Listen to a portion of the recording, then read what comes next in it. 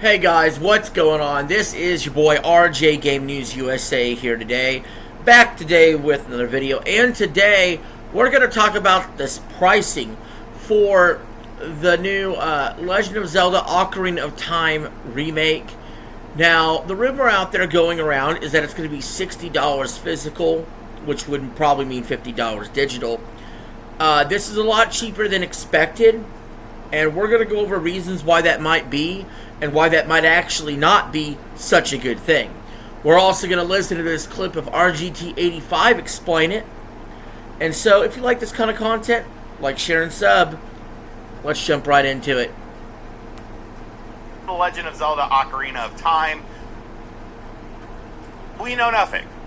You know, it's all just guesswork. It's all speculation. Nintendo had some information and Google SEO that we talked about, and then people found it, and then they went in and sort of changed what the description was. Is it a full-on, like, remake? Is it just a graphical remaster? And of course, Nintendo themselves did not help this situation when they showed off the game during the last Nintendo Direct. It was basically a bunch of story, which I thought was really cool because maybe they're expanding upon the storyline, and then a little shot of Link, and he had a Triforce on his hand as a kid, which didn't really make sense because it was the start of the game and he's not supposed to have that yet. I don't really know. But what I do know is it was a dick tease. It was the hot girl comes over, she lays on your lap and you hang out, and then she's like, hey, I gotta go. And you're like, Pisses me off.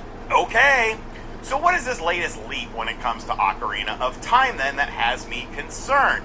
Well, like I said, we don't know shit about this game, and now, if this is true, I'm going to have a massive problem with it. So we're going to go over to Play Asia, which of course is a major retailer for getting import physical video games. I'm sure they are thrilled with PlayStation's announcement when it comes to physical video games starting in 2028. But Play Asia is a very established website. They've been around for a very long time. I'm pretty sure I bought stuff from them. I bought the Ninja Gaiden collection on the Nintendo Switch. Alright, get on with it, man. Spit it out. The remakes. Spit it out. Brought over the Xbox versions, and they put it in a nice little physical package. I did buy that from them.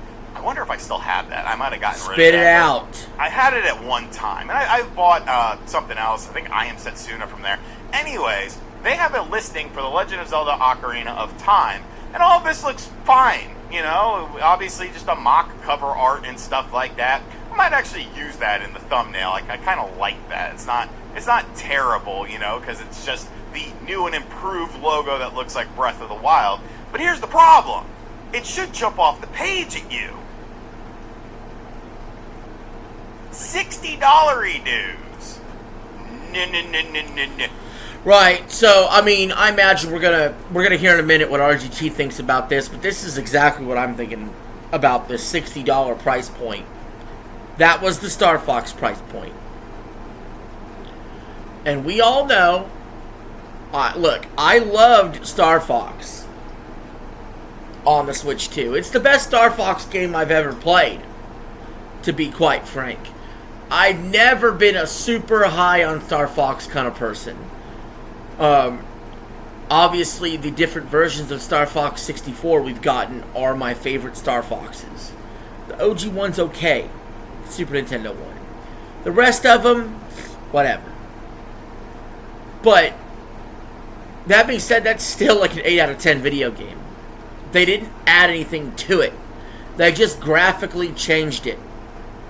And it looks fantastic.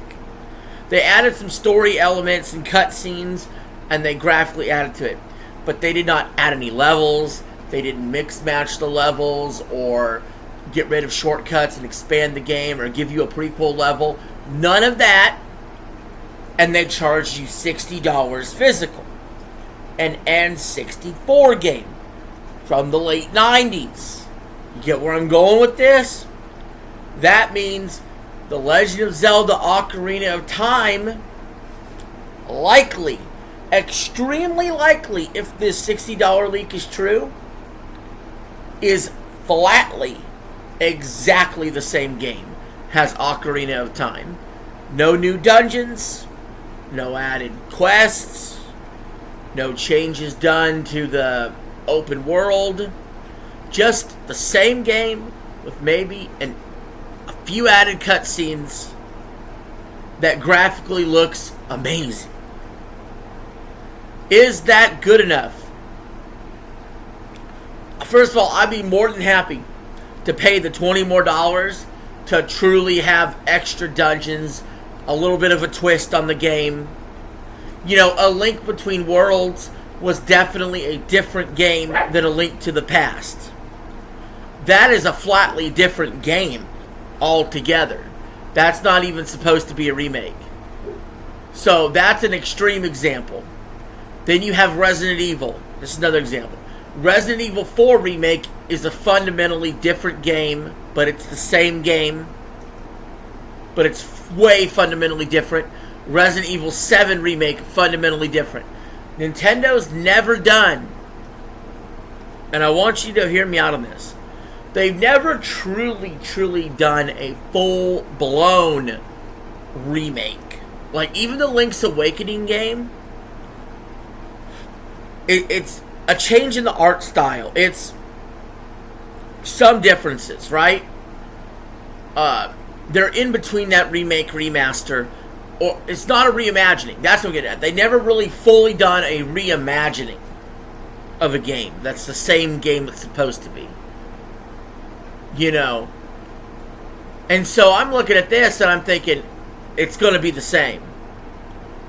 I've played and beat Ocarina of Time many a times, N64, and the 3DS version.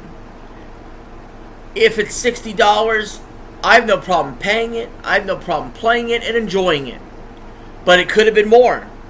It could have been better. And that really sours me on the idea if they do this with Majora's Mask, which I'm sure they're going to. Do we need to? Because Majora's Mask has fundamental problems in that game that needs actually fixed. And I would have an even bigger problem swallowing that game. But you guys got to leave me thoughts in your comments below. And would you rather an $80 physical release?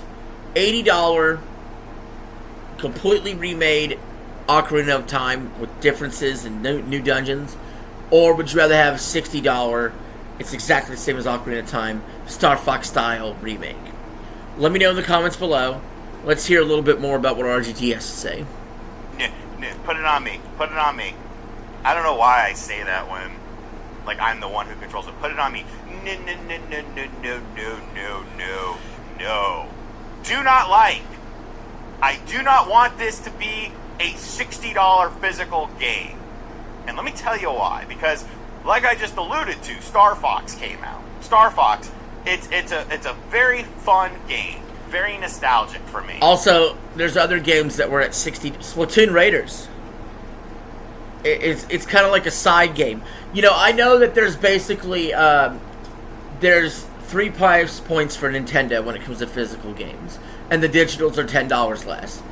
There's the $60 physical. Hey, you're an N64 remake, or you're a game that we don't take too seriously, like Splatoon Raiders. We take you somewhat seriously enough, but we're not going to charge full price. Then there's the $70 physical games. These are like, yo, we consider you like A-tier level games, maybe B level tier games, like Yoshi, right? Donkey Kong Bonanza. You're $70 for your physical, but now your digital's $10 less. All right, fair enough. And then you get to, you know, and that's all in response. Mario Tennis Aces didn't sell well at $70. Metro Prime 4 didn't sell well at $70. Discounting that $10 for those games would have probably sold them better. But then you get to a Fire Emblem that's $80 physical. It's $70 digital. You're going to get like one of those a year. Mario Kart was that game last year. Fire Emblem's this game this year. The new 3D Mario probably will be next year's $80 game. And that's the way Nintendo's treating this. People may care more about the Ocarina of Time remake, but development cost is getting put into the actual cost of the game. And I like that better than a baseline. You're going to be the same price for everything no matter what. and Nintendo sells you a game that really doesn't deserve to be full price, and they sell it to you anyway. I think Nintendo's, for the most part, it's been nice to have the $10 discount on digital from what the physical game would cost. But all that being said is to tell you that this is on the lower tier of the pricing model for the Switch 2. So I seriously doubt, if this rumor is true, that we actually got extra content in this game. And so we need to preface expectations. But the bigger problem here, and RGT alludes to it later in this video, we don't need to see any more of it in this video, we get his point. But RGT also goes and explains in this video, if the game is truly just the exact same, but with updated visuals and some cutscenes, why all the secrecy around it? We don't have the release date for it yet. We don't have gameplay. So, but when Star Fox came out, we had all the gameplay. We had to acknowledge it right from the jump. It was basically Star Fox 64.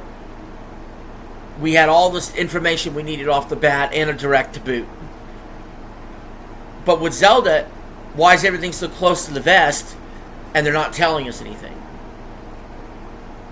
Like, yeah, obviously they're going to give us a Zelda Direct at some point. Or maybe it's in September General Direct, if there is one.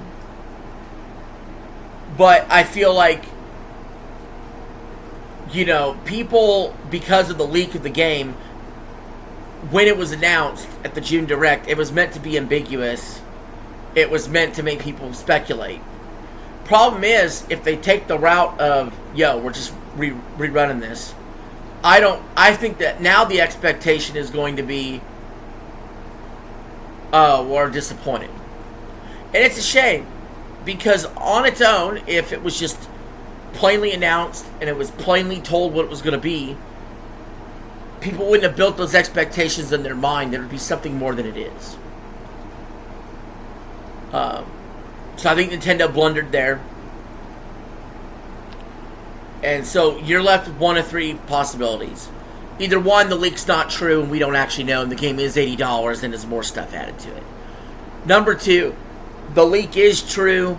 It's a $60 game. It is what it appears to be, Star Fox style. Or number three, which is the least likely of all scenarios, the leak is true. It's $60, but it still is a reimagining, and Nintendo is feeling awfully generous. I think option 2 is the only viable solution. Maybe you could argue the leak's wrong, and you could go with option 1. But we'll see.